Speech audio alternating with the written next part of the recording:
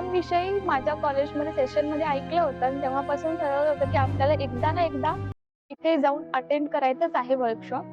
आणि वर्कशॉपमध्ये मी खूप काही गोष्टी शिकल्या तशा तर. आणि त्याच्यामध्ये म्हणजे 2-3 गोष्टी अशा आहेत जे सांगायची इच्छा आहे मला.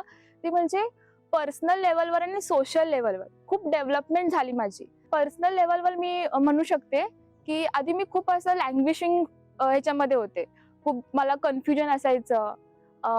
तर जेव्हा मी इथे सेशन्स वगैरे अटेंड केले, काही गोष्टी ऐकल्या, त्यानंतर माझ्यामध्ये खूप सारे चेंजेस मी ऑब्झर्व्ह केले आहेत ह्या 6 महिन्यांमध्ये.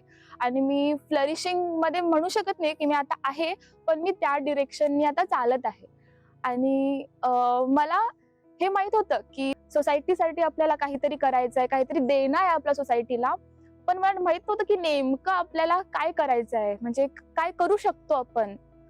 तर मी म्हणू शकते की निर्माणमध्ये मला माझा पर्पज कळाला, की माझ्या व्हायचं उत्तर मला भेटलं, की आपण का केलं पाहिजे? आपण का कॉन्ट्रिब्यूट केलं पाहिजे?